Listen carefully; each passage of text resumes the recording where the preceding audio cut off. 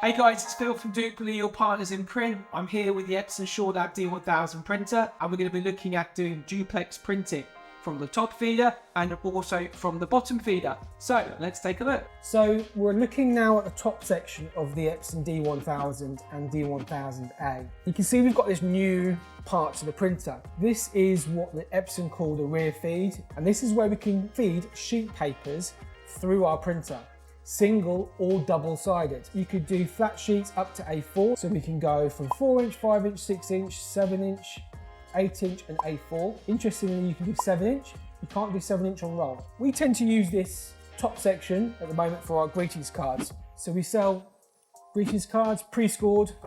They're a semi-gloss finish on the outside and a matte coated finish on the inside. We'll then load our greetings cards through the top feed. We just feed it through the printer, just so that edge where the crease is just slightly below the knuckle there of the lid. Importantly, when you're printing greetings card is that you always put out the print catcher.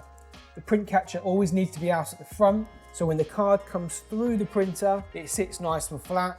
When you're not using it, close it up, stop any dust getting in.